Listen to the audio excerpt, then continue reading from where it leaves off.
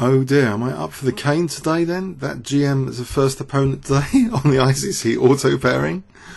I've been playing more bullet than I wanted to recently, a lot more, and I haven't been playing on the auto pairing for a while for the 5 minute. Okay, 2059. Okay. Right, try and develop my queen side pieces from this position.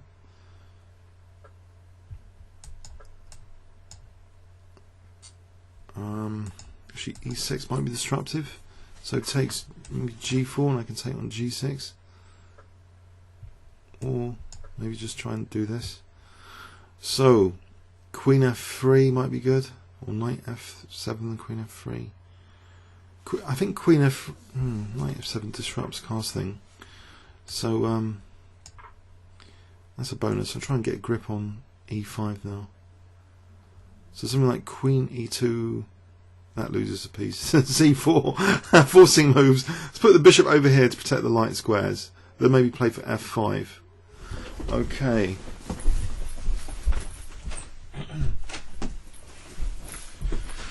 So what's going on here? g6.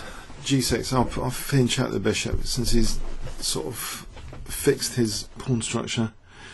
So can I just, okay, try and keep control of, no, maybe not. Queen e2 might discourage d4 because of queen c4. Also I'm on e6, that's a bonus. So if I just castle kingside here, then play for f5, I'm hoping that's reasonable. Okay, it's king if he doesn't want to lose e6. But otherwise f5 is happening. I extend the scope of the bishop, so it's not just tactical, it's kind of positional to extend the scope of the bishop. All the pieces are going to be good, I hope. Team together, the rooks saying hello to each other. Hi there, soon. Oh dear, oh dear. So if I take on f5, I might be able to take on d5 later, but the bishop being extended is good news. What else is really good news here? If king g8, I might be in trouble a little bit. There's an annoyance here about rook takes f1. So I'll take on g6 and maybe I have to compromise here because queen g6 it looks pleasant for black. I could try and sack the pawn, get the pieces out, so I can give him another pawn and play rook d1. I know it's terrible. But to give another pawn up, maybe. But I want to get my bits out. They're connected now. So he takes on f5. Okay, I play rook d1. So I've got my bits out and attacking bits. So d5 might be vulnerable. Unfortunately, I'm 2 pawns down. That is true that I'm 2 pawns down. On the bright side, maybe e6 has queen c4 takes and rook d6. This is a key check. And queen g3. No, I think that might work. Queen c4 then, he might have missed that. Queen c4, queen g3. No, queen c4, queen g3 is winning a piece. No, it's queen f4. Hang on a sec. It's queen f4. So I'm only a pawn down and I've got the bishop pair. After that, there's queen h4, no, queen f4. Keep a grip on e5 sort of. I've got pressure on d5. Right.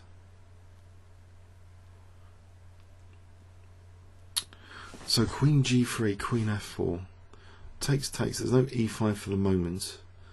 The double pawns are a bit of a pain. Maybe c4 just to try and get to the 7th rank. If rook d7, rook d8, there's bishop c6 actually. Also, anyway, I've got a bishop on d8 in any case. No, I wouldn't have a bishop on d8, so that's an important tactic. Rook d7, rook d8, bishop c6 when the bishop's on f4. Okay. Can I win a 5-minute game today? So who is this guy?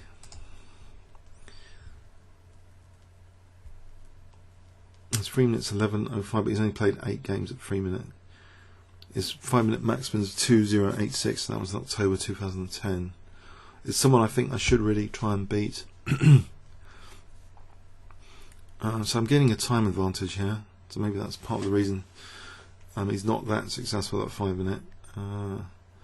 His standard only 6 games. It's 2008. So he's from France. DavidSXM. Okay, so he's on H2 now. Have I got bishop? Have I got bishop D5? Takes rook D5. Looking at forcing moves here. Let's say check. King moves queen G3. Isn't there just something like rook D7? King H8. There's bishop F6 mating. If queen E6, there's rook D8, king F7, rook D7, winning the queen. Strange. I think that looks crazy. No, there's knight D8. No, queen E6, knight. There's knight D8. I'll just be losing a bishop for nothing. No, I think that's interesting, but it doesn't work because of knight D8 protecting the queen. So I think I'll just go back. I'll just go over here for a sec. Try and play strategically. So strategically, as in try and play for C4 without losing another pawn. So king H1, C4, trying to undermine D5. D5 could be vulnerable. Also, king H1 might be useful anyway. Okay, I'll try and get onto E6 just to try and tie the queen down a little bit. So if check king H1 without the queen's a bit tied down. Yeah, I think that was a problem in the last game. I came back with my queen to protect a weak square, so we're kind of having a reverse here where I'm on D5. I'm trying to get the opponent's pieces a little bit defensive. But maybe here bishop F6 is tempting. Just bishop F6. Surely. It's crude, but surely effective. Okay. Okay, if I just move the king now. Oh, hang on. No, hang on. And I think E5, I've got a check at the very least. Okay, I missed that one. Anything important? I can play queen H4 here. And if bishop G3, there's queen G5 check. Okay, now C4 is ripe. Unless knight G6.